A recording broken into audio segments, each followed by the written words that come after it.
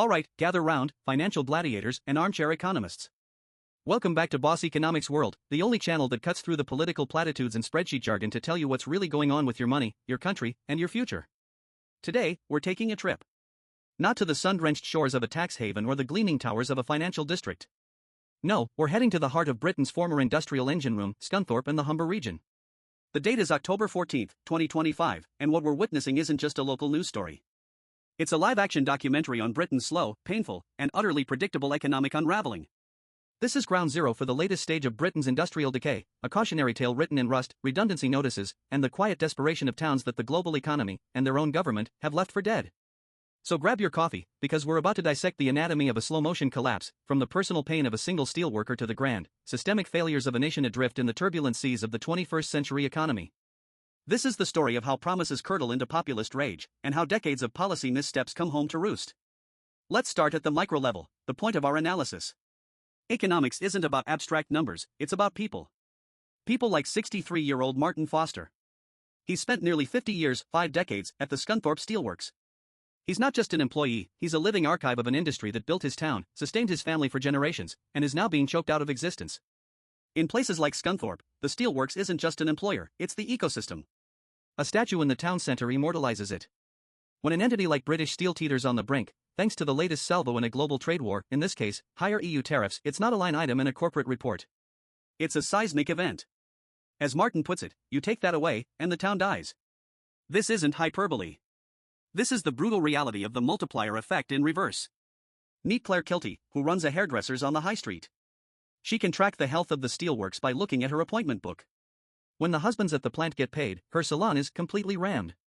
When there's uncertainty, it's dead. Every pound not earned by a steelworker is a pound not spent on a haircut, a pint at the local pub, a new school uniform, or a contractor's services. According to a 2022 study by the New Economics Foundation, for every 10 jobs in foundational sectors like manufacturing, another 5 to 8 jobs are supported in the local supply chain and service economy.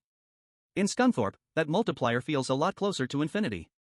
Drive 30 minutes away, and you find the same story with a different industrial backdrop. Dave Payne, 49, and his son Will, 21, are watching the Lindsay Oil Refinery, a pillar of the community for 60 years, wind down. This isn't just a job loss, it's the severing of a generational link. The security that allowed Dave to be a volunteer coastal rescuer is evaporating, and his son is now facing a future his father never had to, a future without a clear path to a stable, well-paying industrial job in his hometown. The local hotel, run by Jess and Steve Gledhill, has seen its bookings from refinery contractors vanish. It's absolutely devastating, Steve says. They're not just losing revenue, they're watching their neighbors, the families with mortgages and children, lose everything. This is the human cost, the raw data that gets sanitized into unemployment statistics. This is the real-world consequence when a region's industrial heart is put on life support, and someone is about to pull the plug. Now let's zoom out from the point to the surface. What's happening in the Humber isn't a series of unfortunate, isolated incidents. It's a systemic failure, a perfect storm of long-term neglect and acute policy shocks. Let's call it the 4 horsemen of the British industrial apocalypse. Horseman 1, the Brexit hangover, the high price of sovereignty. Let's be brutally honest. The promise of Brexit was a renaissance for British industry, freed from the shackles of Brussels. The reality has been a masterclass in economic self-harm. The Office for Budget Responsibility, the UK's independent fiscal watchdog, has consistently maintained since 2016 that leaving the EU will reduce the UK's long-run productivity by 4% and total trade by 15%. This isn't project fear, this is project fact, playing out in real time. For industries like steel, the EU remains the biggest export market. Brexit didn't eliminate our reliance on that market, it just added a mountain of paperwork, customs checks, and regulatory friction, making British steel more expensive and less competitive. The EU's new tariffs, a reaction to global trade disputes, hit a post-Brexit UK harder because we no longer have a seat at the negotiating table to influence or mitigate them. We are, in economic terms, a policy taker, not a policymaker. The chilling effect on investment is undeniable. The source material cites AstraZeneca and Merck scrapping billion-pound UK investment plans. This isn't an anomaly. A 2023 study by the Centre for Economic Performance found that by 2022, UK business investment was lagging 11% behind what it would have been without Brexit. When capital gets nervous, it flees. And right now, global capital sees the UK as a less stable, less predictable, and less profitable place to be. Brexit, as Professor David Bailey notes, put UK manufacturing on the back foot, a long-term scarring effect that we are only just beginning to quantify. Horsemen 2, the energy straitjacket powering down the economy. You cannot have a competitive industrial base without competitive energy prices. It's the economic equivalent of oxygen. And right now, British industry is suffocating. The data is damning.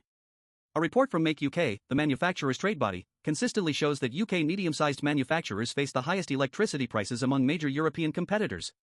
In Q4 2024, UK industrial electricity prices were approximately 60% higher than the EU average. Why?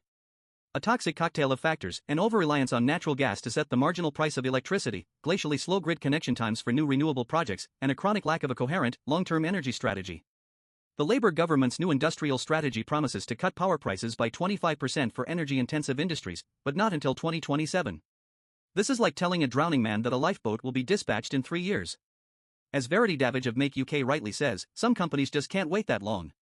The high cost of energy isn't just a line on a balance sheet, it's an existential threat that renders swaths of British manufacturing fundamentally unviable against rivals in China, the US, or even continental Europe.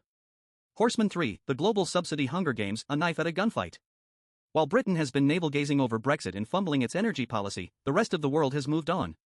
We've entered a new era of muscular, aggressive industrial policy. The United States unleashed the $369 billion Inflation Reduction Act, a colossal package of subsidies and tax credits for green tech. The EU has responded with its Green Deal industrial plan and the Carbon Border Adjustment Mechanism, effectively weaponizing its single market to drive its climate and industrial goals. And what is the UK's response? We're bringing a strongly worded letter to a global economic gunfight. The Starmer government's trade deal with the Trump administration is a perfect, tragic example. To secure concessions for British cars, we effectively sacrificed our bioethanol industry, opening the floodgates to tariff-free US imports. George Weston, CEO of Associated British Foods, called it the final nail in the coffin for their Vivergo plant. This isn't free trade, this is weak trade. It's the action of a mid-sized economy caught between two protectionist superpowers, forced to sacrifice its own strategic industries for minor gains elsewhere.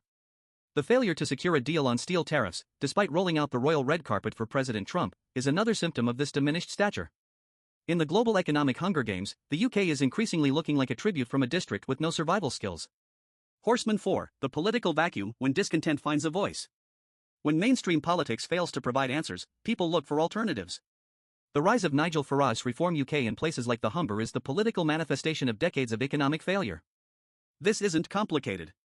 When you watch your job, your community, and your children's future being traded away, as farmer James Mills puts it, you lose faith in the system. Dave Payne's words are a political earthquake. It feels like Labour used to stand for the common man, for the workers, and it just feels like they are as far away now as they have ever been. This is a catastrophic failure for a Labour Party that is supposed to be the natural home for these voters. Polling in the region showing Reform 10 points ahead of Labour and nearly doubling the Conservative vote is a fire alarm that the political establishment is ignoring at its peril. Prime Minister Keir Starmer's response, attacking Farage for not being positive enough, is a textbook example of a political class that simply doesn't get it. You cannot tell people whose livelihoods have been decimated to be more optimistic. You need to give them a credible plan. And the current industrial strategy, with its far-off deadlines and a lack of major funding, feels less like a plan and more like a press release designed to get through the next news cycle. So what we're seeing in Scunthorpe and the Humber is not just the sad story of a few declining industries. It is the confluence of every major strategic blunder the UK has made in the last decade. 1. A botched Brexit that has created structural barriers with our largest trading partner and spooked international investment. 2. A catastrophic failure of energy policy that has made our foundational industries uncompetitive on the most basic of inputs. 3. A naive approach to global trade, leaving us exposed and outmaneuvered by the protectionist superpowers of the US, EU, and China. 4. A hollowed-out political consensus that has created a vacuum now being filled by populist anger, further destabilizing the investment climate. The government's plan to create clean industrial hubs and invest in carbon capture in the Humber is, in theory, the right idea. But it's a long-term vision being offered to people with short-term crises. It's like promising to build a state-of-the-art hospital while the patient is bleeding out on the pavement. Without immediate, decisive action to slash energy costs, resolve trade frictions, and provide bridging support, these future industries will be built on the graveyard of the old ones, with a generation of skilled workers lost in between. What is the future for Dave Payne and his son Will? They, and thousands like them, are now economic refugees in their own country, weighing up their options in a region where those options are dwindling by the day.